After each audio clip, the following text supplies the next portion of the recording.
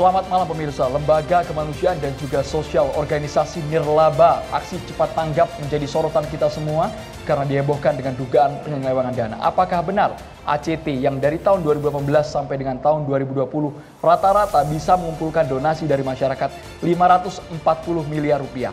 Jelas itu nominal yang sangat fantastis, tapi saat ini muncul kabar, ini masih dugaan sementara, mengenai potongan donasi yang terlalu besar. Kemudian kampanye yang tidak sesuai dengan realisasi di lapangan. Bahkan yang menjadi sorotan adalah tingginya gaji para pimpinan di ACT. Ya, hingga PPATK pun juga mengungkapkan bahwa dana ACT ini diselewengkan untuk keperluan pribadi dan juga aktivitas terlarang. Hingga kemudian muncul tagar "Jangan percaya ACT" di lini media sosial. Apa yang sebenarnya terjadi? Kita akan bertabayun malam hari ini. Kita hadirkan sejumlah narasumber di meja catatan demokrasi. Ya, kalau berbicara mengenai viral, kita tahu juga ada tagar "Jangan percaya ACT" yang kemudian juga viral beberapa waktu lalu. Ini menyusul adanya dugaan penyelewengan dana ACT oleh pimpinan ACT.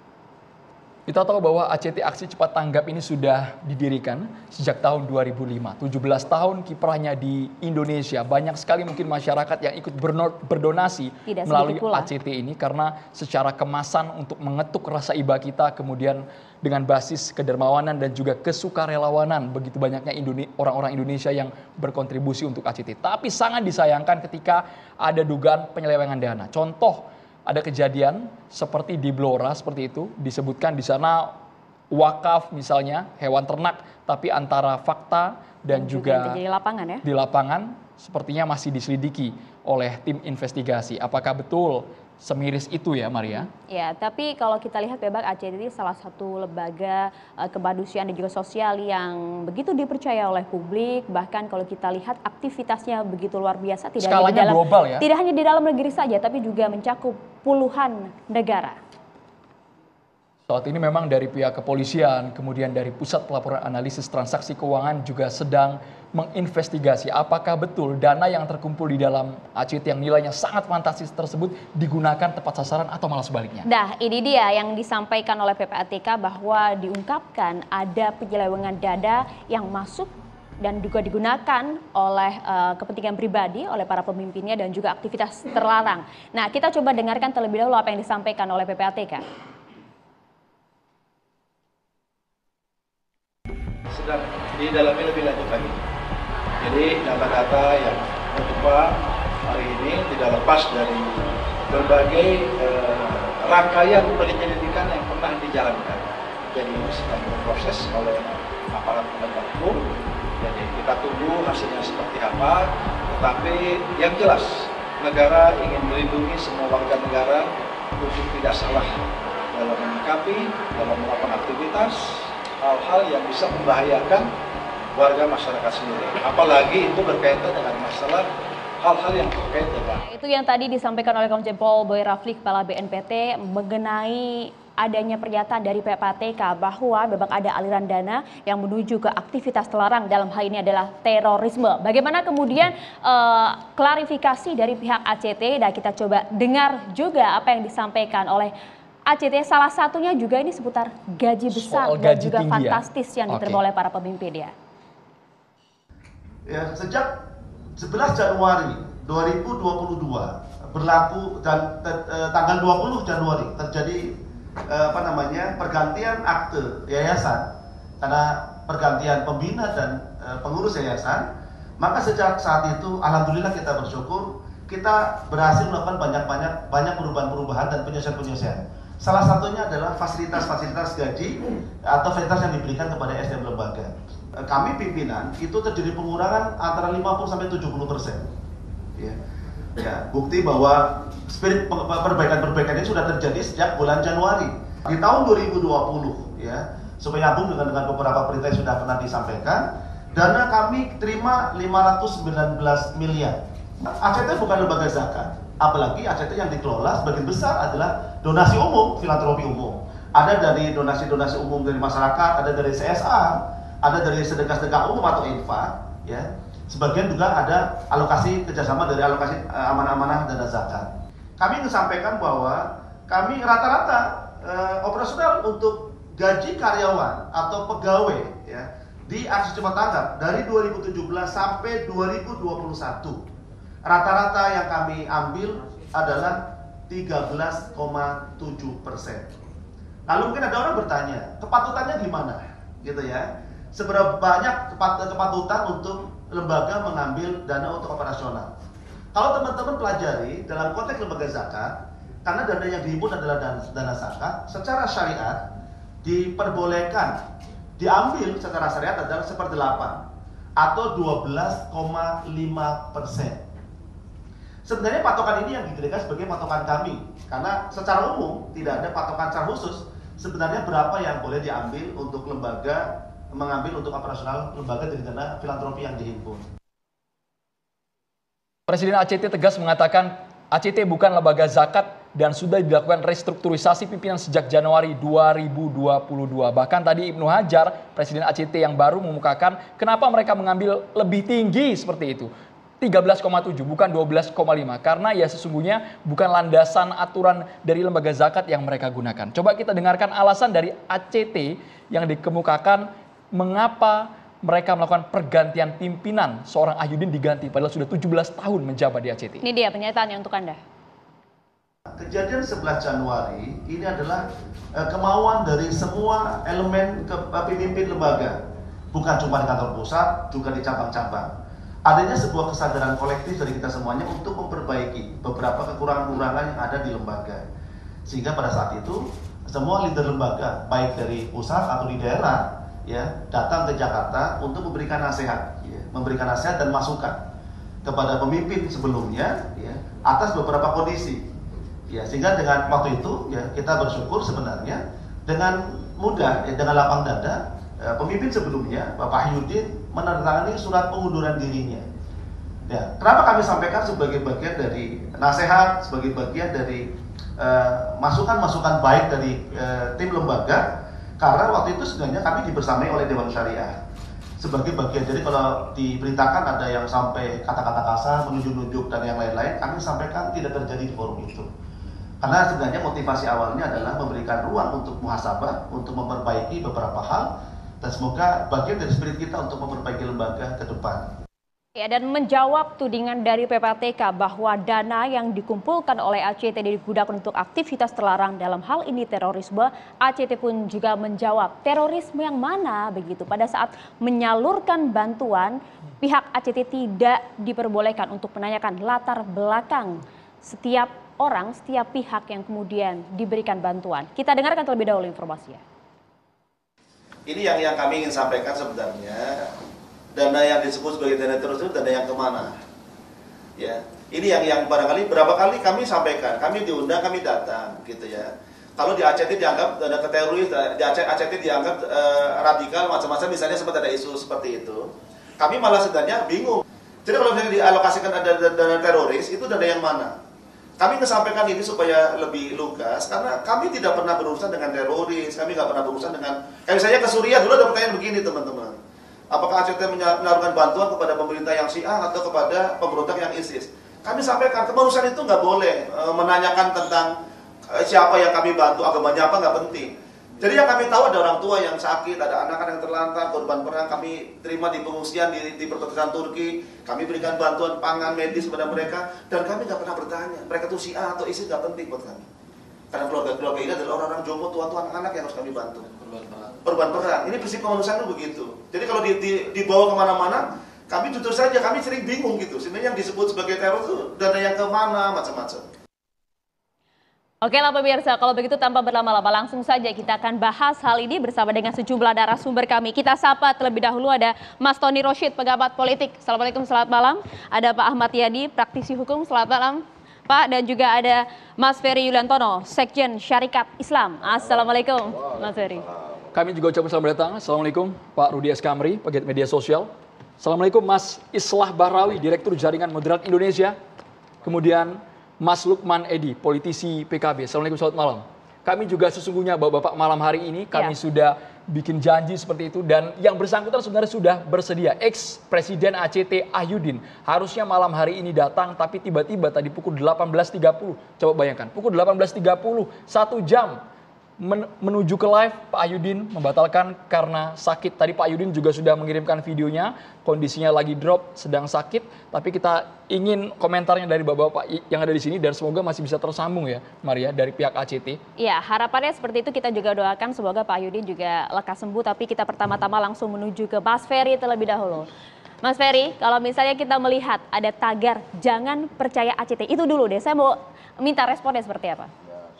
Silakan mikrofonnya boleh digunakan. Gunakan mic-nya, Mas. Tagar itu juga bersamaan dengan tagar kami percaya ACT, Save ACT dan lain sebagainya, untuk membuktikan bahwa dari kalangan masyarakat sendiri banyak yang mendukung ACT dan banyak masyarakat bukan hanya di Indonesia yang merasakan manfaat dari ACT ini, bantuan-bantuan kemanusiaan dan lain sebagainya, sampai juga ke bantuan-bantuan kemanusiaan ke luar negeri juga. Jadi saya lihat kasus soal ACT ini itu kan sebenarnya problem internal manajemen perusahaan, tetapi yang kemudian saya rasakan kok perkembangannya jadi dibuat seperti seakan-akan ada konsep kriminal gitu loh. Dan kriminal dari segi mana nih Mas? Ya kalau saya lihat kan tadi misalkan ada tanggapan-tanggapan tentang soal bahwa ini dipergunakan untuk kegiatan terorisme, ada apa segala macam. Menurut saya sekarang lembaga ACT ini adalah lembaga yang diaudit, Mbak. Diaudit, jadi hasil auditnya itu sebenarnya bisa jadi rujukan. Soal tadi gaji, kan ditelusuri aja dari hasil auditnya. Laporan dari kantor akuntan publiknya itu bisa kelihatan payroll-nya dan lain sebagainya. Kemudian juga soal penempatan. Kan 13% itu yang saya tahu ada sebenarnya itu angka rata-rata itu, bukan setiap tahun harus gitu. Jadi sebenarnya kelihatan bahwa itu dari 13 itu ada terdiri dari donasi umum, ada bantuan bencana, ada bantuan korban dan lain sebagainya gitu. Jadi tapi menurut Mas Ferry dari segi kepatutan kemudian ke etika bisa dikatakan seorang petinggi pimpinan ACT yang harusnya merupakan lembaga kemanusiaan tapi gajinya angkanya kan yang disebar tuh 250 juta rupiah. Itu laporan dari mana? Kan makanya menurut saya biar rileks saja. Okay. Ini kan lembaga sudah diaudit, bukan lembaga nggak diaudit. Hasilnya kan pun juga wajar tanpa pengecualian ya? Iya, kan wajar tanpa pengecualian. Jadi kenapa kita harus memaksakan gaji tinggi itu laporan dari mana? Kan kalau kami tidak salah, kita bisa lihat bahwa ternyata memang ada masalah bahwa pimpinan yang sebelumnya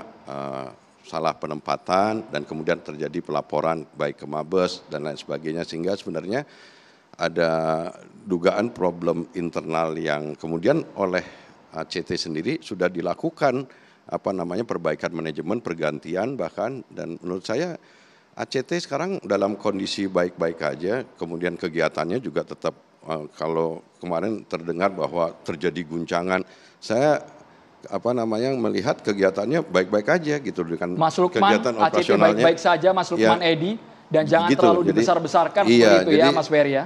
Ini ada masalahnya tuh dikembangkan ke soal tadi soal terorisme segala macam. Kalau soal terorisme saya lebih setuju misalkan kan bantuan-bantuan kemanusiaan itu pasti disalurkan dengan berkoordinasi dengan TNI, bahkan dengan kepolisian, BNPT misalkan Pak Boy Rafli atau Densus ingin mengetahui lebih banyak, kenapa enggak kemudian barengan aja ACT bareng dengan Densus, bareng dengan BNPT dalam rangka penyaluran untuk memastikan bahwa penempatan itu betul, tepat sasaran dan lain sebagainya. Mas Lukman boleh menanggapi Mas Ferry karena menurut Mas Ferry ini sudah diaudit. Ini juga masalah internal. Sesaat lagi Mas Lukman, kita harus dulu. Jeda terlebih dahulu hanya di catatan demokrasi pemirsa.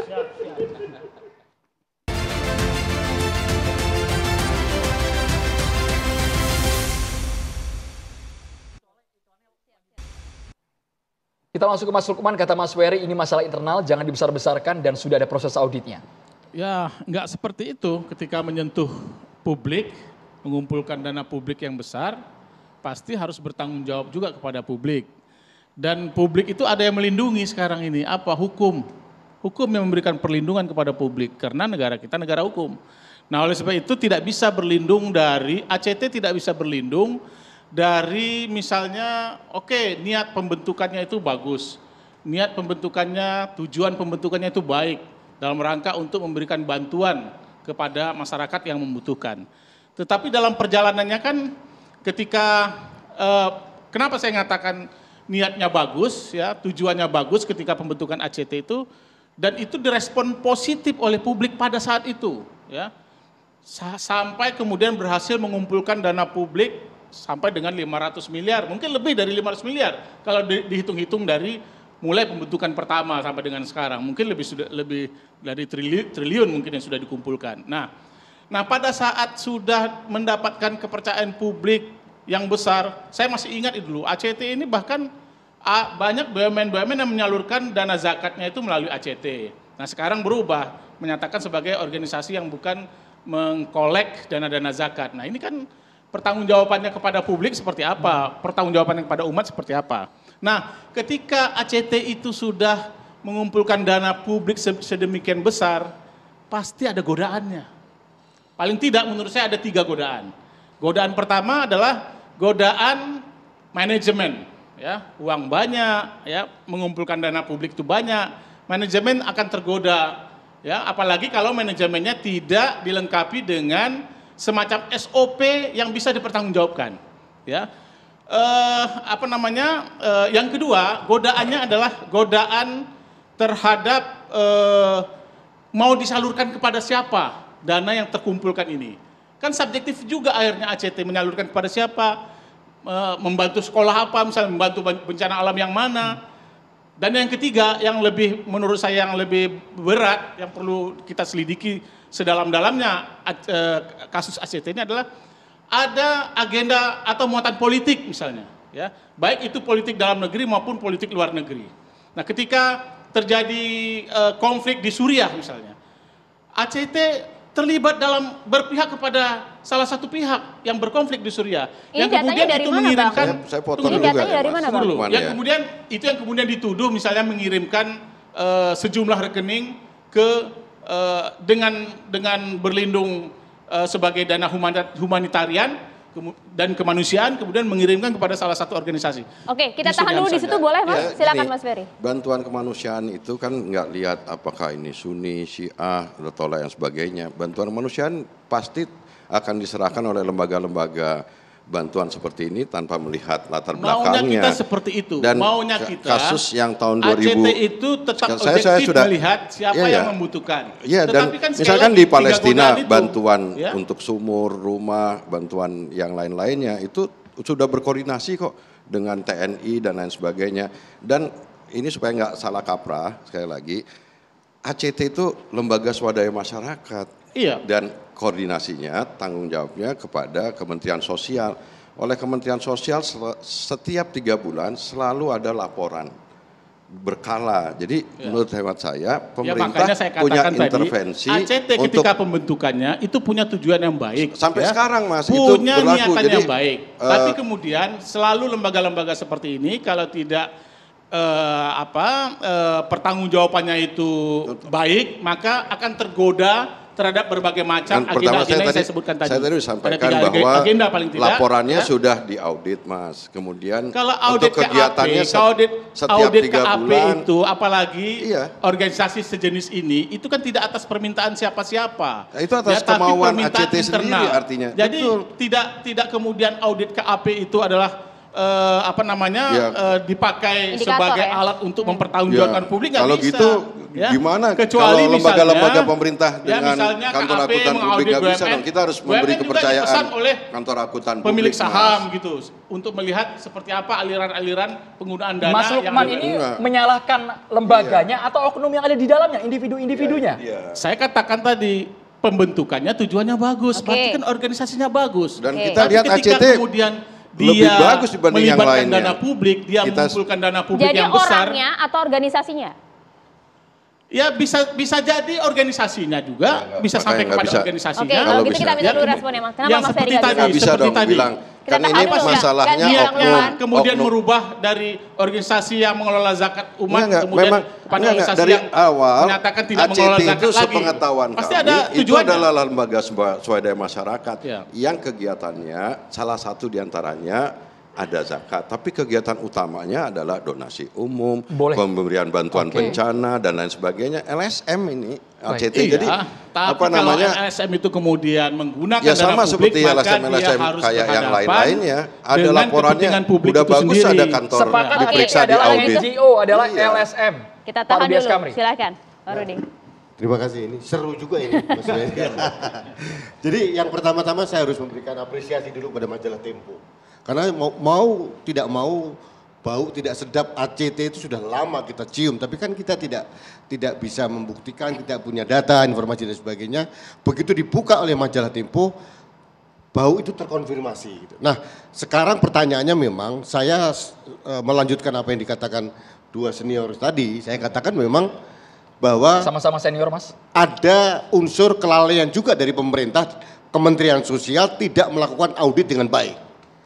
Bagaimana mungkin lembaga kemanusiaan gajinya sampai ratusan juta dengan fasilitas yang luar biasa. Ini bukan perusahaan, bukan korporasi loh. Datanya dari mana, Mas? Loh, artinya begini, pada saat dibuka oleh Tempo tidak ada bantahan. Nggak ada. Tidak ada bantahan dari Tempo. Kan kok, bisa Mas. kita lihat sama-sama dari hasil dari laporan Yang audit kantor dibantah oleh akuntan Pak publik. Ibnu Hajar, Payrollnya itu yang kan dulu ada. dan sekarang ada pemotongan. Nah, itu Iya. yang disampaikan oleh pengurus Supaya yang nggak ada sekarang. fitnah, lebih baik kita sama-sama lihat hasil laporan keuangan audit ACT Nah. yang saya juga pelajari juga. Saya Saya ini orang tadi- awam, orang luar, tapi lihat bahwa ACT punya tanggung jawab untuk membuat laporan audit yang tertib. Jadi maksud Pertanyaannya saya, sekarang kalau ada Oke. kesalahan masalah oknum audit tadi. di mana-mana, Audit tadi, nggak usah apakah audit di ini ACT, bisa? di pemerintah ya ada juga, Mas Administrasi Lukman. keuangannya tertib. Mungkin bisa saja. Tapi penggunaannya belum, itu tidak bisa Ini dibaca oleh masalah KAP, kepatutan, Mas. Mas. Oke, kita Penggunaan selesaikan untuk dulu. siapa, Pak Rudias ada Kamri, agenda kita politik selesaikan apa dulu. tidak, itu Mas tidak Lukman dibaca ditahan oleh dulu. KAP. Kita Oke, selesaikan kita Pak tahan Rudias. dulu. KAP itu hanya membaca aliran uangnya Baik, saja, Pak Rudi Pak. dilanjutkan. Ya, saya diwakilin dia. Jadi kalau dari segi kepatutan sebenarnya gimana? Menurut saya ini yang penting ini bukan korporasi. Ini adalah bantuan kemanusiaan, dana publik yang seharusnya dikelola dengan baik, tidak untuk bancaan seperti sekarang menurut saya. Harusnya yang mempunyai pengurus tadi itu mempunyai nurani lah. Gitu loh. Kalau tadi ada yang bilang, wah ini karena kita tingkat dunia pantas kita digaji setinggi itu. Itu kalimat yang dari pengurus lama loh, Mas. Selama yang diberhentiin itu. Iya, pengurus lama. Nah, ini saya katakan Pengurus lamanya itu udah diberhentiin. iya, ini masalahnya mulai di mananya, Januari kemarin, Mas. Heeh. Nah, sekarang ada perbaikan. Kita akui kok. Kita ada perbaikan Nah, dari gitu, Mas. Tapi kan kita belum lihat hasilnya. Ya. Ini kan baru Januari kemarin dilakukan Januari perbaikan. yang tadi dianggap apa namanya segala macam itu kesalahan pengelola yang lama dan sudah diberhentikan. Jadi kita harus melihat ada itikat baik untuk membenahi. Oke, menurut saya Oke. setuju ada etikat baik. Saya sependapat. Nah, sekarang publik harus juga melihat apakah itikat baik itu dilaksanakan dengan cara yang baik. Itu satu. Yang kedua, saya mau menanggapi di Mas Ferry tadi bahwa tagar tidak percaya ACT, bagi saya itu respon publik yang wajar. Ini dana publik, bukan hanya dana orang kaya loh. Dana mungkin ada penjual pecel, tukang becak yang disalurkan, dan kemudian dengan laporan kemewahan seperti itu dan tidak ada bantahan secara clear, bagi saya ini tidak punya rasa kemanusiaan. Sama juga Mas, Oke. pada saat yang sama Mas ngomong kayak gini-gini, membangun opini kepada orang yang mendapatkan manfaat dari bantuan ACT selama ini. Ada orang dari ibu-ibu jompo, orang tua jompo, anak yatim piatu dan segala macam yang mereka bergantung dengan bantuan ACT. Jadi jangan Mas, dikembangkan kesan bahwa Tidak. dugaan-dugaan tadi itu. Bukan, Jadi Berlaku secara general harusnya gitu ya. positif Gini, Mas aja Ferry. Mas, karena Kalau- banyak loh Mas, jutaan Ya, orang juga. oke, pengelolaannya lebih baik dengan lebih prudent dan lebih manusiawi. Saya setuju, kita Harusnya setuju. yang menerima manfaat jauh lebih besar dari itu. Banyak Itu. Mas, ini Nah, iya. saya tahu persis ACT itu kadang-kadang malah pemerintah belum turun tangan, ACT lebih duluan Oke, datang gitu. oke. Itu Tapi juga pertanyaannya, bukti. kalau pengelolaan dananya tidak seperti sekarang yang kemarin-kemarin yang sudah dibongkar. Enggak. Kalau laporan keuangan sampai saya pelajari sampai dengan 2020, 2021 biasanya bulan-bulan ini keluar laporan keuangannya. Itu dilakukan secara periodik kok Mas.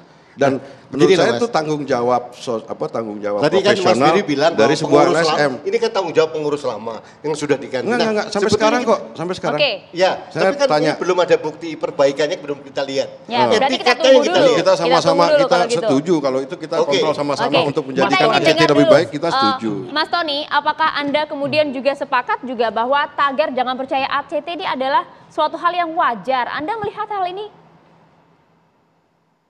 Kita harus adil ya untuk melihat segala sesuatu tidak berbasis kepada opini dan imajinasi kita.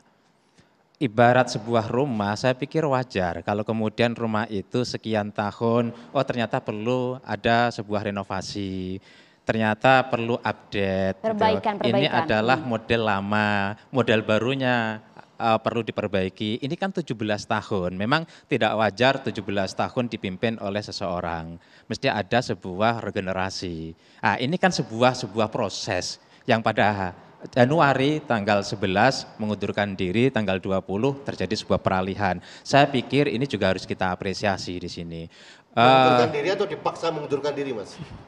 Enggak, tanggal 11 yang saya tahu datanya, tanggal 11 memang mengundurkan diri tertulis, tanggal 20 Januari kemudian terjadi penyerahan ya, legal, kemudian bulan Mei ada semacam ketidakharmonisan dalam komunikasi yang kemudian kemarin terjadi sesuatu yang pada akhirnya meledak di luar. Ini kan sebenarnya persoalan di internal. Tapi sekali lagi kita betul-betul harus berbasis kepada data yang kemudian kita berpandangan objektif. Lagi-lagi kalau kita mengatakan ACT sempurna tidak.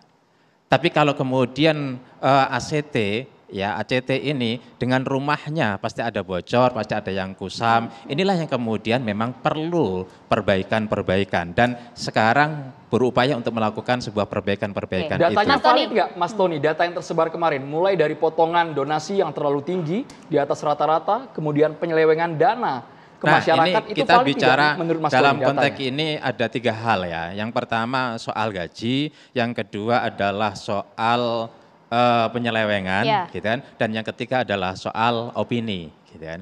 Ya ini yang kemudian masuk kepada opini liar yang ditarik dengan kepentingan masing-masing. Soal gaji menurut saya sekarang sudah diperbaiki, ada pengurangan 50-70. Kalau kita mengacu kepada NGO di bawah PBB, memang maksimal 150 juta, misalnya seperti itu kan.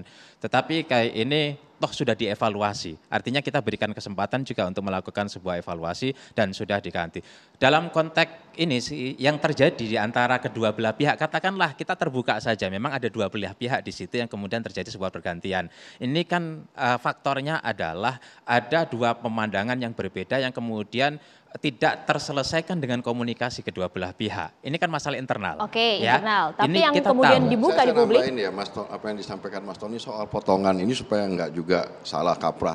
Potongan itu dilakukan untuk kegiatan donasi biasanya. Kalau bencana itu nggak bisa dipotong karena itu semuanya keseluruhan. Kan jadi pemotongan itu dipergunakan misalkan untuk biaya operasional, penyaluran bantuan segala macam, sewa angkutan kalau bencananya itu sulit untuk ini itu harus diadakan. Tapi kan mengenai besaran potongannya ini yang kemudian dipermasalahkan, Mas. Soal itu ada potongan termasuk ini, di dalamnya soal yang saya potong sebentar ya untuk menambahkan aja. Bahwa di situ ada muncul biaya gajinya saya lihat ada 1000-an lebih pegawai di ACT. 1.688.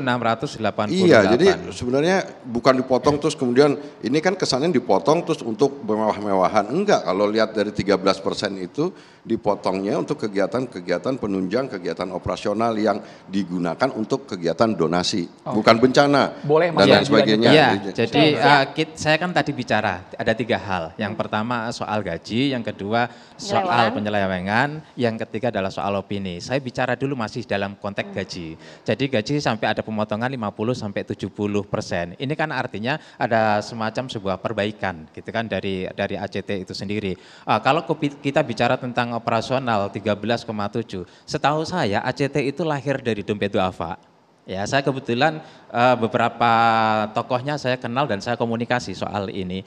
Lahir dari Dompet Duafa, terus kemudian muncul salah satu cabang Dompet Duafa, istilahnya khusus untuk cepat tanggap itu ACT.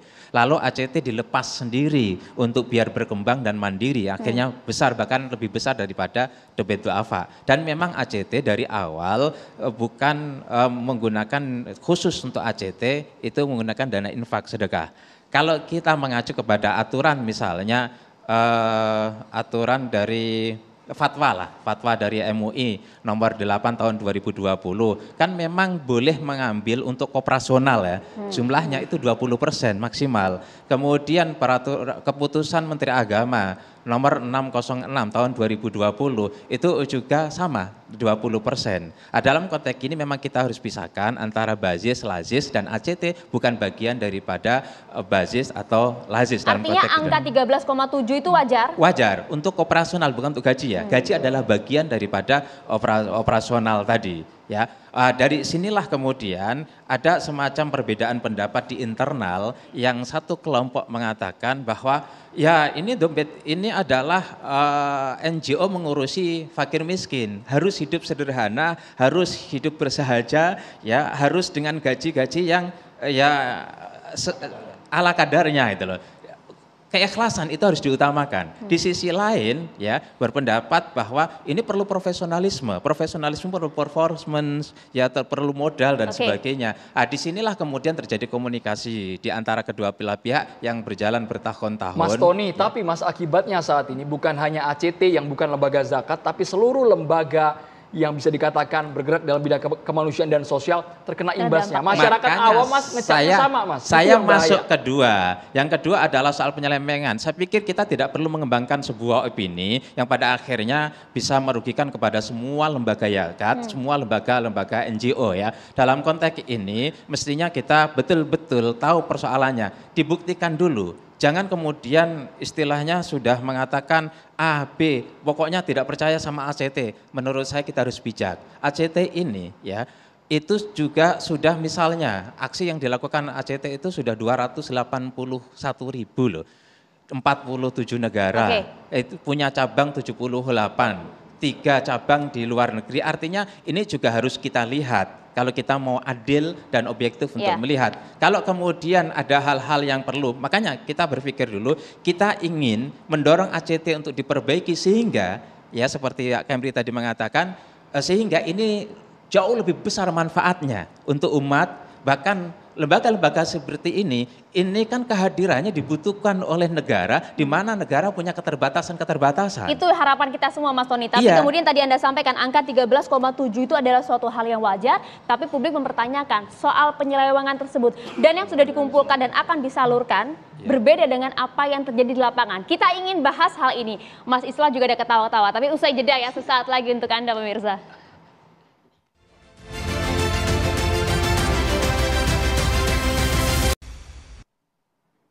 Oke, kalau begitu kita lanjutkan langsung Mas Islah. Nah, dari tadi sudah senyum-senyum. Kalau begitu menurut Anda wajar kok angka itu wajar 13,7?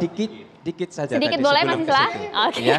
Jadi saya pikir soal opini itu dibelakangkan. Toh sudah mau ada proses investigasi. Ya katakan dari kepolisian. Kita tunggulah, kita sabarlah, gitu kan. Jadi orang awam wajar.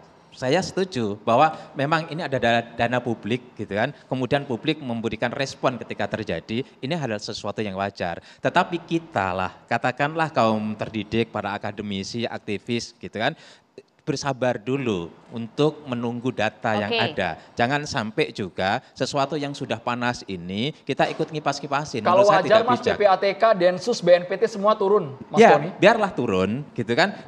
Ini kan masih ada dikatakan ada indikasi-indikasi, tapi kan belum terbukti. Oke, kita tunggu berarti ya. Nanti kita mestinya kaum terdidik menunggu, berbicara berbasis kepada bukti yang ada, bukan berdasarkan sebuah asumsi-asumsi. Begitu. Oke, kita tunggu Mas Islah katanya. Oke, baik. Kita tunggu dan kita dukung. Kita support untuk diteliti lebih mendalam. Dukung ACT kan Mas? Bukan, dukung penegakan hukumnya, dukung PPATK, dukung kepolisian untuk meneliti lebih dalam. Kita berikan waktu, Mas Isra, silahkan. Saya begini ya, saya ingin mencoba cooling down lah soal ACT ini begini. Saya ingat ada satu hadis yang diriwayatkan oleh Abu Hurairah tentang seorang khaddam Rasulullah dalam perang Khaybar. Itu namanya Mid'am. Mid'am ini ketika sedang menambatkan unta Rasulullah, dia kena anak panah. Mati dia dalam peperangan Khaybar itu. Tapi kemudian sahabat kemudian mengeluh-elukan Mid'am ini. Wah, Mid'am mati syahid. Dia langsung ke sorga. Tapi apa kata Rasulullah? Belum tentu. Karena apa? Karena dia memegang gulul, satu jubah yang sebenarnya harus dibagi kepada umat. Lalu qala Rasulullah sallallahu alaihi wasallam, syirakah min narin au syirokani minnar. Sedikit pun uang umat yang belum dibagi, tapi kemudian dibawa mati, dinikmati, dimakan, setali terompah, dua tali terompah, itu tempatnya di neraka. Yang kita saksikan hari ini adalah amanat Allah kepada ACT untuk membagikan dana-dana umat ini kepada orang yang lebih berhak. Harus kita pahami adalah bahwa orang yang menyumbang lewat ACT ini bukan orang kaya, bukan hanya orang kaya kepada orang melarat, bukan hanya orang bahagia kepada orang susah, tapi juga orang melarat kepada orang melarat, orang susah kepada orang susah. Ini yang harus dipahami. Di situ ada keringat-keringat orang yang betul-betul ingin kembali kepada Allah supaya nanti ini menjadi kendaraan di akhirat dan menuju surga. Kita sekarang ini selalu sibuk dengan hasil audit WTP 14 tahun dan sebagainya. Kita tidak pernah mendengarkan publikasi dari auditor malaikat. Ini uang Tuhan. Ini uang Allah. Kita hari ini betul-betul disuguhkan suatu malpraktek menurut saya. Kalau memang itu benar, dengan fasilitas mewah, 3 mobil mewah, ada pembelian rumah mewah dan sebagainya, kita tunggu. Kita sementara ini kita husnudzon dulu dengan pengurus yang lama. Saya yakin apa yang ditulis oleh satu media tentang ACT ini adalah hasil bocoran dari dalam juga kok. Artinya begini, kalau saya husnudzon kepada pengurus yang baru, ini kan sebenarnya niat baik untuk berusaha mengubah ACT, tapi kemudian menjadi fireback. Tapi media tersebut juga wawancara ex-presiden ACT, dan presiden ACT tersebut, Ahyudin, menganggap bahwa mereka dikambing hitamkan. Ya, ini kan persoalan pro kontra konflik pecah di internal sebenarnya. Kita tidak boleh menghilangkan itu. Ini di internal sudah pecah. Tapi yang harus kita pahami adalah jangan sampai kejadian ACT ini menimbulkan public distrust terhadap lembaga-lembaga sejenis. Nah, yang harus kita lebih pahami lagi, penyelewengan dalam lembaga donasi, lembaga-lembaga filantropi ini bukan hanya terjadi dalam satu agama. Katakanlah ACT ini representasi Islam. Di dalam agama lain juga terjadi. Dan yang terjadi kemudian adalah yang menjadi burden, yang jadi penanggungan, yang menjadi tanggungan adalah agamanya. Orang pada akhirnya juga tidak percaya kepada agamanya meskipun ini ulah oknum. Makanya saya selalu mengatakan begini, mari kita bela agama ini dengan dari mulai diri kita sendiri. Orang yang mengurus lembaga-lembaga filantropi ini sebenarnya orang-orang yang harus selesai dengan dirinya. Ini bukan pekerjaan utama seharusnya. Makanya orang-orang yang bekerja di dalam lembaga-lembaga seperti ACT ini seharusnya adalah second job, third job, fourth job, bukan pekerjaan utama. Kalau dia menjadi pekerjaan utama, akhirnya apa? Dia tidak selesai dengan dirinya. Mas Isla, bagaimana kemudian Anda menjawab ada dugaan dari PPATK mengenai dana yang dikumpulkan ACT ini mengalir kepada aktivitas terorisme di Suriah? Saya menghargai itu karena begini, ada beberapa temuan beberapa kali dari ACT yang disinyalir, misalnya ada bantuan kepada White Helmet, termasuk kepada Gota. Gota ini adalah kantong-kantong konflik yang memang di situ ada disparitas antara dua pihak yang sedang berperang secara simetris. Dan kemudian ada juga disinyalir ada bantuan ke kerusuhan di India. Ini dikatakan oleh intelijen India. Dari beberapa kejadian ini kemudian kalau PPATK menemukan itu, tolong dicatat, PPATK ini bukan penegak hukum. Artinya kalau dia menemukan data lalu dia menyerahkan kepada Densus 88, ada Undang-Undang nomor 9 tahun 2013 yang mengatur pendanaan teroris. Undang-undang ini nanti yang akan menjadi koridor dari hasil analisis dari Densus, kalau memang ternyata ada pelanggaran, originnya dari mana, destinasinya kemana. Bisa saja misalnya ACT mengirimkan logistik ke daerah konflik dengan kemanusiaan Tapi kan kita tidak tahu, bisa jadi logistik itu dibawa ke daerah pertempuran dan menjadi logistik dari para petempur. Tadi kan ACT sudah mengungkapkan bahwa mereka tidak mungkin bertanya mengenai latar belakang para penerima. Ini kemanusiaan, Mas Islah. Memang, tapi pada tataran hukum. Kalau itu Mas, pemerintah aja sering salah-salah Mas, salah apa, itu problem teknis yang nggak bisa kemudian ditarik itu menjadi persoalan salah kebijakan dan lain sebagainya dong. Itu menurut saya gini, udah terlalu jauh juga Mas. Densus kan gini loh, Densus, PPATK silahkan periksa aja. Dan kita tunggu sebelum PPATK Densus melaporkan. Ya saya tidak mendahului itu Bang Ferry. Nggak boleh lebih ngerti daripada PPATK daripada Densus. Bukan. Jadi, apalagi yang soal India, laporan dari India intelijen yang mana yang laporan nama Mas? Nanti saya kejar loh Mas. Lo silakan kejar, silakan itu kejar. nggak ada, maksud saya. Ada di media kok. Udah nggak usah kejauhan. Oleh karena itu menurut saya ini jangan dikembang-kembangin ke sana karena bukan. Ini soal proses hukum yang disampaikan ke Mabes Polri. Bang Ferry, tolong selesaikan dulu. Saya mau bicara. Tadi Bang Ferry ngomong kan saya nggak bantu. Kita selesaikan, Mas Islah, boleh dilanjutkan? Ini artinya gini loh. Katanya mimbar demokrasi boleh Mas. Oh iya, ini catatan demokrasi. Tapi artinya begini. Jelas kalau bencana alam lain cerita. Tapi ketika ada perang, katakanlah dua orang yang berkonflik dalam perang yang simetris seperti itu. Ini kan memang harus ada mapping sebelumnya. Pasti ada tim advance yang ke sana misalnya. Makanya saya lebih baik udahi. Saya menyarankan Densus kalau perlu, BNPT kalau perlu ikut mengawasi penyaluran supaya nggak salah-salah. Jadi menurut saya sebaiknya gitu. Kita nggak usah nyalain ACT-nya. Nah masalahnya ketika ACT menyalurkan itu tidak ada permintaan pasti. Nah menurut saya oleh karena itu bisa jadi gak ada permintaan, tapi bisa juga Densusnya inisiatif ke ACT, ayo kita sama-sama. Iya. Kalau perlu, gini loh Mas, pasti ini kan namanya perbantuan. Penyaluran bantuan pasti koordinasi dengan sampean kedutaan. Pengurus ACT bukan? Bukan, tapi ya udah jangan seolah-olah sampean ada di dalam. Bukan. Memang bukan. Ya, jangan ngomongin soal Densus juga. Artinya begini loh, sampean terlalu defense soal ACT. Bukan soal PPATK, Densus kita tadi saya udah ngomong bahwa tunggu aja laporannya. Kalau ada kita kan bisa berhak tahu, jadi tahu. Tapi kalau belum mereka dugaan PPATK sedang menelusuri. Kalau ada gimana kalau ya ada? udah, ada koridor-koridor hukum. Baru dugaan nggak usah dibahas. Ada koridor-koridor hukum kan dalam Undang-Undang nomor 9 tahun 2013 yang memberikan jalur-jalur analisis terhadap petugas Densus pasti. Densus juga kan artinya gini loh. Kalau ada gimana Bang Ferry? PPATK itu menyalurkan. Kalau ada temuannya. Ya nggak apa-apa kan kita bisa tahu, tapi juga gini loh, Densus ini sering salah juga. Kasus Munarman itu, waktu kasus Munarman nggak ada bukti-buktinya. PPATK menemukan, Densus menemukan. Mas, ini sampai kemana-mana. Justru makanya jangan bawa-bawa ke Densus sampai PPATK. Nanti aja kan belum ada laporannya. Ada statement dari kepala PPATK bahwa ada aliran dana, gitu. Aktivitas terlarang, dan ini sedang dilaporkan pada Badan Penegak Hukum. Itu saja. Iya, makanya kita tunggu aja, nggak usah dibahas.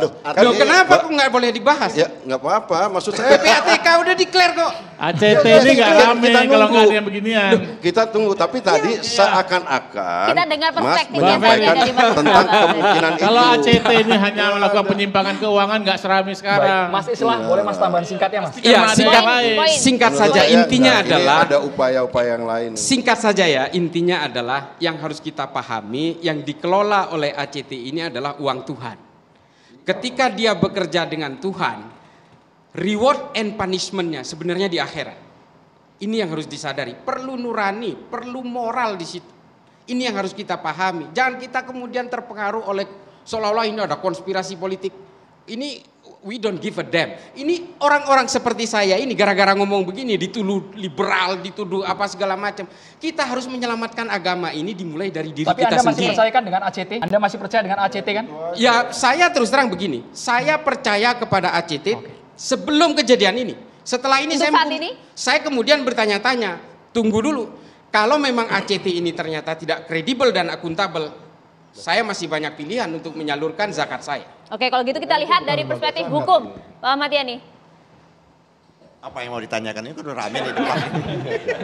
Banyak Pak. Catatannya sudah banyak karena boleh. sudah mengarah ke proses hukum, kita tunggu nanti proses auditnya. Tapi kalau Pak Ahmad Yani melihat agar kita jangan hanya melihat lembaganya yang dihancurkan, tapi di sana ada oknum sebenarnya yang harus kita investigasi dan kita buka secara transparan. Ya memang tidak hanya urusannya ACT kan. Kita selalu menyatakan kalau ada persoalan-persoalan tidak bisa kita melibatkan institusi atau organisasi tersebut. Kalau dikaitkan banyak sekali pelaku korupsi dari partai-partai politik, apa kita salahkan tuh partai politik? Banyak, bukan hanya itu, ketua umumnya ada yang melakukan, ada bendahara umumnya, dan lain sebagainya. Kan tidak serta-merta kita menganggap bahwa partai politik itu melakukan korupsi. Walaupun sesungguhnya instrumen itu KPK bisa melaksanakan yang namanya corruption organisasi. Tapi kan KPK kan tidak melaksanakan hal seperti itu. Nah, saya lebih concern seperti itu adalah sebenarnya dengan munculnya ini adalah dengan munculnya tagar juga itu, walaupun hak masyarakat membuat tagar, tapi pada waktu yang bersamaan ada tagar ini, jangan sampai lembaga-lembaga lain kan mendapat impact seperti itu. Kan masalah-masalah ini kan tidak hanya ACT, NU kan punya Lazis, Muhammadiyah punya Lazis, Dewan Dakwah punya Lazis, yang semua menghimpun dana-dana seperti itu. Kenapa lembaga-lembaga ini ada? Karena trust publik itu, trust umat itu kadang-kadang lebih percaya kepada institusi-institusi yang dikelola oleh masyarakat asosiasi seperti itu atau organisasi. Padahal negara kan juga punya institusi untuk menyelenggarakan tersebut. Nah, kembali lagi persoalan kita kepada masalah ACT ini, memang kalau saya lihat ini kan problem internal. Ini kan berawal dari problem internal. Kita tahu lah problem internal tadi apa yang dikemukakan oleh Mas Tony tadi. Di dalam problem internal ini kalau kita lihat bahwa itulah maka diambil langkah-langkah. Maka saya tanya kan sama Mas Tony bisik-bisik ini, langkah-langkah pengambilan ini sudah sesuai belum? Saya kan lihat dalam perspektif hukumnya, perspektif undang-undang yayasan ini sudah sesuai belum dengan yang namanya pengambil alihan, dan kini ada pembina dan ada yang namanya dewan pengurus. Semua itu kayak YLBHI ada pembina, ada dewan pengurus. Nah, saya kan punya juga yayasan, ada pembina, ada dewan pengurus. Nah, kalau sepanjang proses ini yang dilakukan hasil, saya kira tadi apa yang dikemukakan ini, pembina dan anggota dewan pengurus melihat bahwa ada problem, terus mereka mengambil langkah-langkah sehingga ada menganalisis, terus sampai pada kesimpulan harus ada penggantian, ya kan, penggantian kepengurusan itu hal yang wajar. Hal mekanisme yang wajar yang dilaksanakan, apalagi ini udah jangka waktunya mekanismenya wajar, tapi yang ingin kita tahu bagaimana dari undang-undang yayasan yang Anda sampaikan tadi, biar kita bisa mencernanya selain utuh, kita tahan dulu, kan, Bang, usai jeda kami akan kembali untuk Anda. Mohon maaf Pak Ahmad Yani.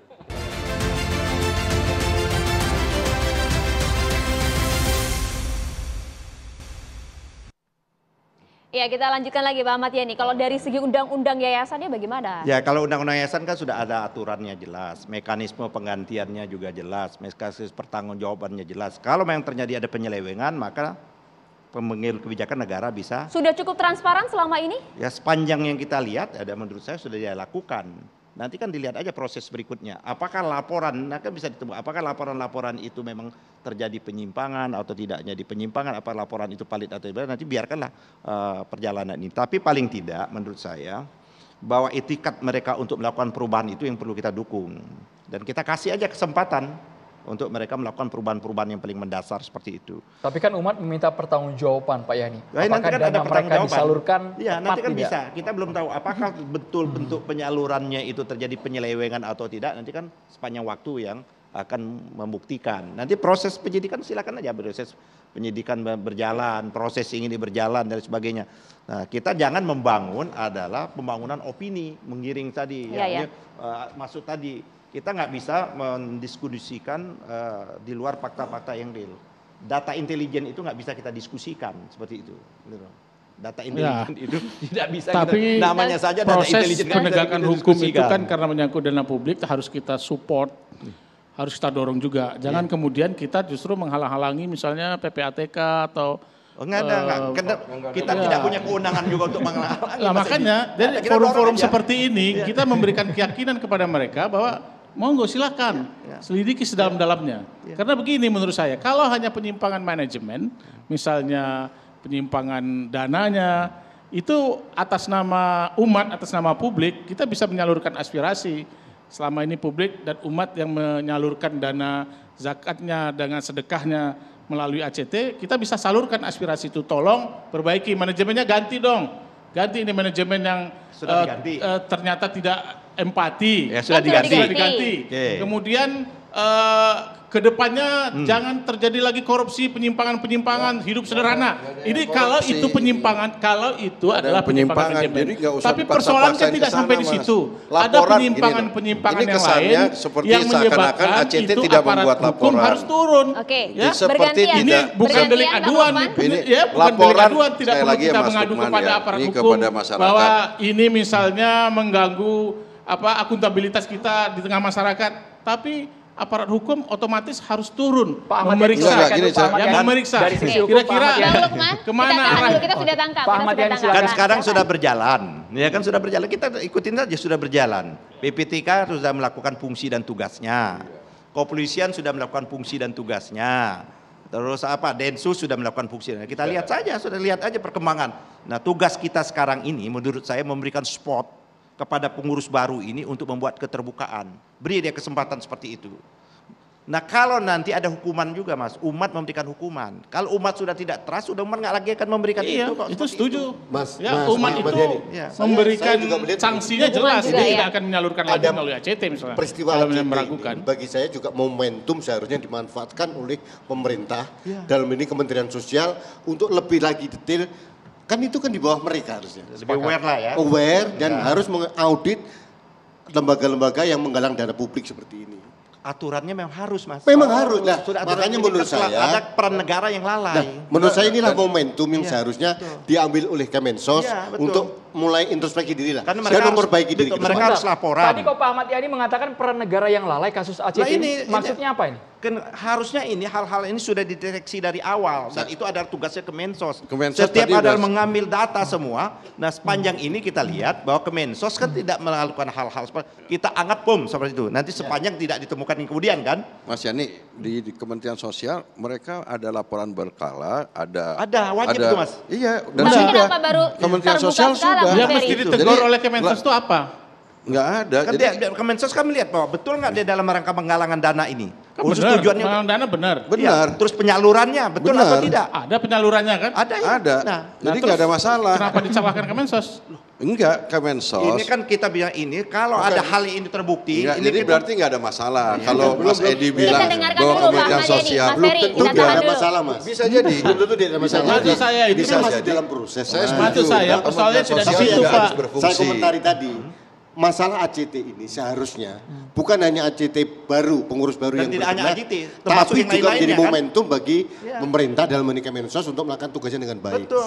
Itu yang saya sarankan. Saya Dan tidak pikir hanya ACT kan? Ya, ini bukan juga termasuk Kemensos juga ini kepatutan fasilitas gaji yang diterima pantas atau tidak pengurusnya, harusnya Kemensos juga memberikan. Tadi kan kita ada audit yang ada baik. boardingnya, Rasa Mas. kalau terlalu tidak ini- wajar, pasti Kementerian Sosial sudah alert atau memberikan Batasan-batasan semacam sanksi rambu-rambu kayak gitu. itu. Jadi kalau ini nggak ada, menurut saya sih sebenarnya nggak usah. Saya pikir nggak ada begini yang, juga. nggak ada yang di luar kewajaran gitu, kita- Mas. Menurut Gitu. saya justru Ya. saya Ya. melihat bahwa ini saya harus akui bahwa Kemensos agak lalai, itu aja. Oke. ya. Menurut saya Jadi Oke, kita sampai di perlu, situ. menurut Kita saya, tahan, Mas Ferry. Mas ya, Tony, menurut silakan. saya perlu diapresiasi juga soal ACT ini, pengurus lama dan pengurus baru berani tampil untuk melakukan klarifikasi. Tempo mesti berterima kasih juga. Kalau kita mengapresiasi Tempo, kita juga mengapresiasi dalam konteks ini adalah pengurus lama yang berani membuka. Berarti dia sudah hitung bahwa silakan untuk diaudit, silakan untuk dicari kesalahannya. Kalau memang ada kesalahan, itu kalau kita pahami sebagai bahasa publik. Kalau dia datang, ya, kemudian memberikan informasi kepada publik melalui media, berarti kan ada kepercayaan diri paling tidak situ. Oleh karena itu, Ada bentuk tanggung jawab, iya, Mas, ya? satu kita perlu apresiasi, yang kedua betul kita memang harus dorong.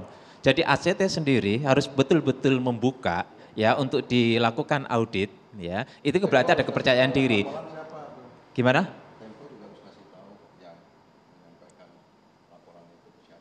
Iya, sudah ada termasuk Ayuden kayaknya sendiri Mas Ferry memberikan belum baca Tempo. laporan. Jadi kan Jadi kelihatan jelas ini satu. Detailnya kan ada, Mas. Satu hal. Sumbernya disebutkan, Mas. Sumber-sumber dari Sudah, ya. Artinya pengelola yang lama. Iya, Iya. yang baru juga. Jadi dua-duanya Cover diterima. buat gitu. lain. Inilah Ada. menurut Kalau saya, udah dilakukan. inilah menurut saya kelebihan ya. Inilah menurut saya Mas Tony, Mas kelebihan Tony. dari Yang memberi laporan harus lembaga-lembaga diapresiasi. NGO. Iya. Mereka selalu bersaing, Iya. selalu berkompetisi dalam positif campaign.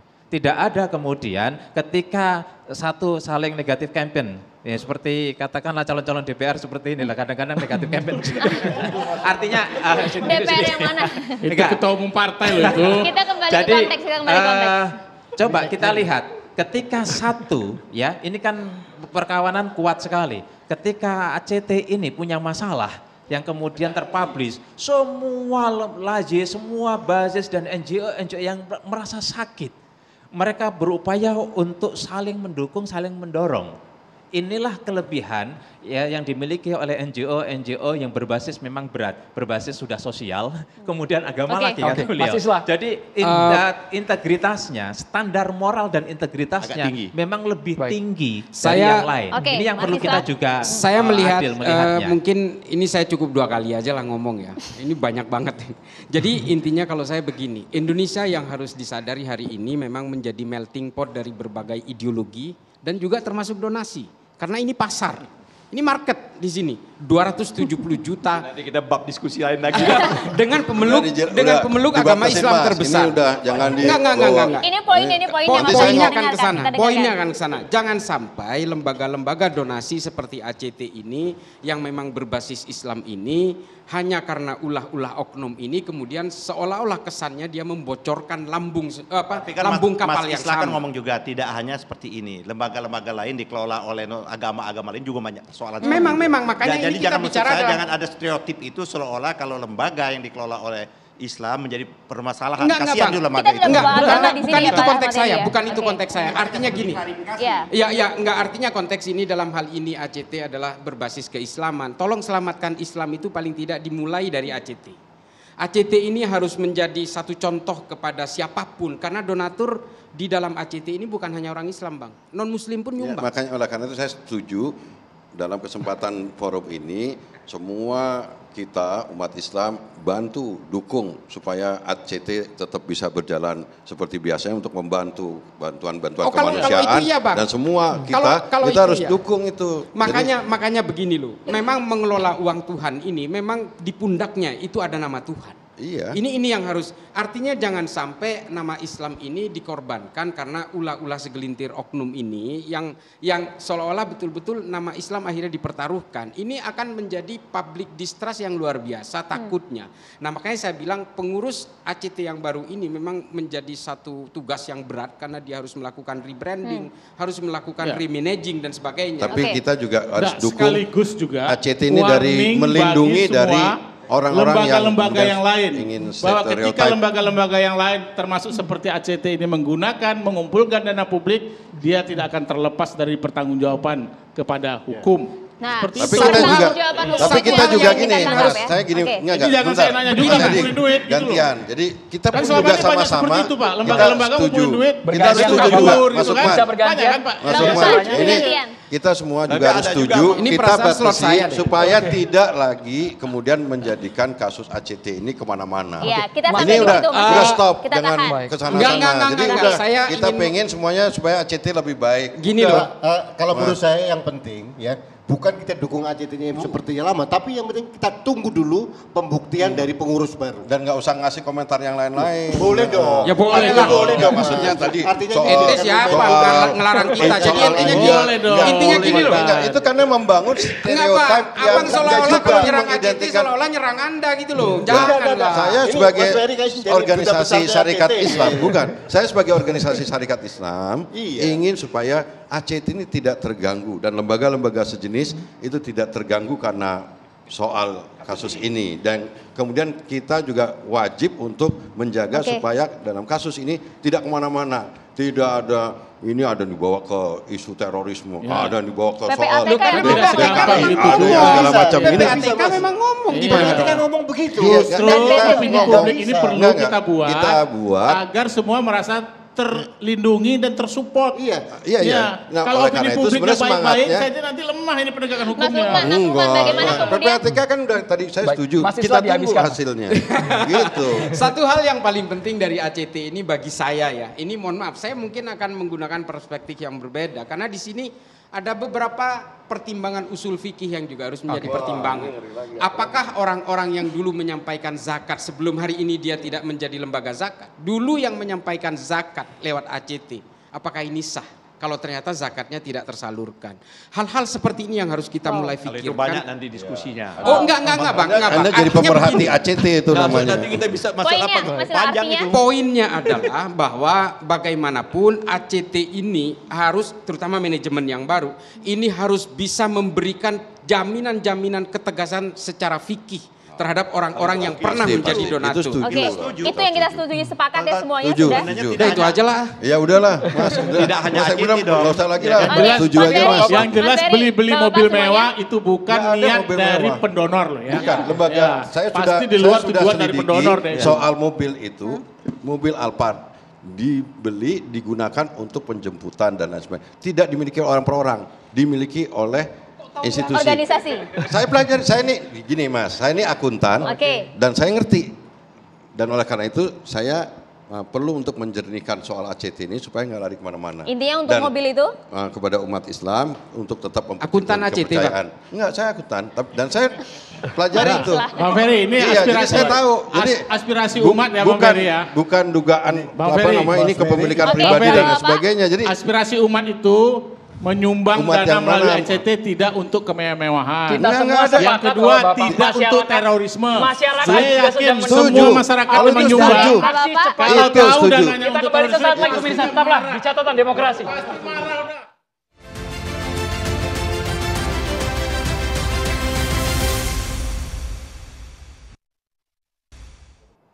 Ya pemirsa, saat ini kita sudah kehadiran Syekh Wahbah Jaber. Assalamualaikum Syekh. Waalaikumsalam warahmatullahi wabarakatuh.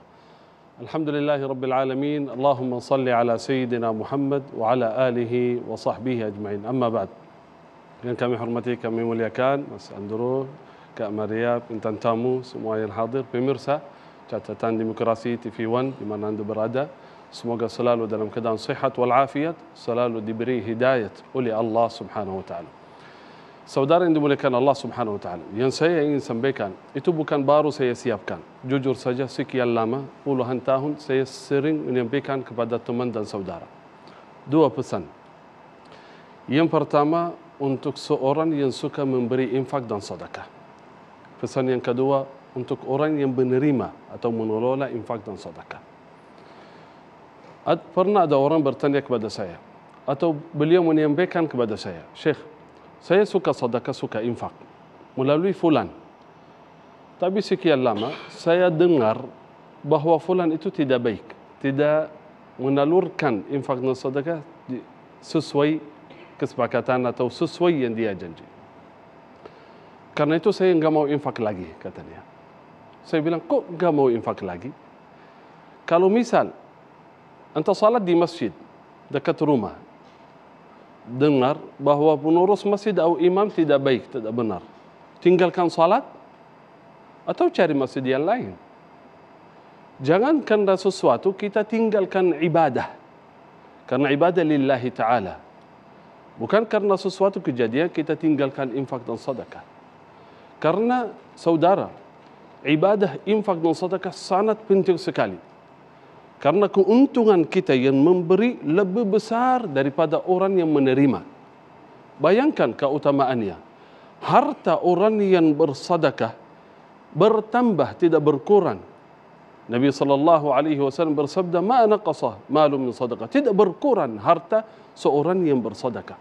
Malah bertambah keberkahannya. Menolak bala. Sedekah itu menolak bala. Sedekah menjauhkan kita dari su'ul khatimah, mendatangkan husnul khatimah. Karena itu tenang, sedekah kita diterima oleh Allah Subhanahu wa taala. Karena dalam hadis sebelum orang menerima sedekah, baik orang mustahik maupun yayasan, komunitas, Allah telah menerima infak dan sedekah kita. Tapi mohon maaf. Tadi kata teman dengar. Dengar dari mana? Dari teman, dari tetangga, saudara. Jangan mudah suuzzan dengan siapapun. Ya ayyuhalladzina amanu in ja'akum fasiqun binaba'in fatabayyanu. Jika mendengar berita harus tabayyun. Mana buktinya? Mana buktinya? Jangan suuzzan.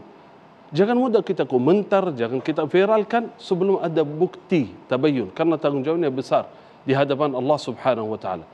Saudara, banyak di antara umat Islam yang ingin menghancurkan umat Islam. Banyak di antara kita yang ingin menjatuhkan ustaz, ulama, lembaga Islam. Kenapa? Karena ingin umat tidak percaya dengan ustaz dan ulama. Bukan saya membela siapapun, bukan saya menuduh siapapun. Pesan yang kedua kepada orang yang menerima infak, mengelola infak dan sedekah. Sering saya berkata, kalau bekerja di tempat yang haram, itu lebih ringan daripada bekerja dalam sosial urusan umat dan mencurinya, mengkhianatinya. Saudara, kalau berbohong, berdusta, itu haram, itu dosa. Tapi lebih parah lagi, seorang berdusta, berbohong atas nama Allah. Kalau mencuri itu haram, tapi mencuri lebih parah lagi. Orang mencuri atas nama Allah, atas nama agama Islam. Hati-hati. Kalau menipu orang, itu haram, itu salah. Tapi menipu orang atas nama Allah, itu lebih parah lagi. Hati-hati. Ada ayat dalam Al-Quran yang sangat menakutkan dan sangat menenangkan hati. Inna Allah alimun bidhatis sudur. Sesungguhnya Allah maha tahu apa yang di dalam hati. Karena itu, kalau anda salah, berbaikilah. Saling memperbaiki, saling membantu, saling menasihati. Kalau anda benar, yakin benar, terus lanjut. Karena Allah Subhanahu wa taala tidak mungkin ada yang selamat dari fitnah, dari ucapan manusia. Gila seorang yang merasa selamat dari lidah manusia. Semoga kita selalu dalam lindungan Allah Subhanahu wa taala, selalu mengerjakan yang terbaik lillahi taala. Barakallahu fikum. Assalamualaikum warahmatullahi wabarakatuh. Waalaikumsalam warahmatullahi wabarakatuh. Terima kasih banyak Syekh Muhammad Jaber, Pak Tony Rashid, Pak Ahmad Yani, Pak Ferry Juliantono. Terima kasih Mas Rudi, terima kasih Mas Islan, dan juga terima kasih Bang Kuban. Sayang sekali pemirsa, hingga akhir acara mantan Presiden ACT berhalangan untuk bergabung bersama kami karena alasan kesehatan. Harapannya adalah semoga yang terbaik untuk ACT. Kita tunggu nanti akan bergulir kemana kasus ini. Terima kasih atas perhatian Anda pemirsa, saya Maria Segaf. Dan saya Andromeda Mercury. Selamat malam, sampai jumpa.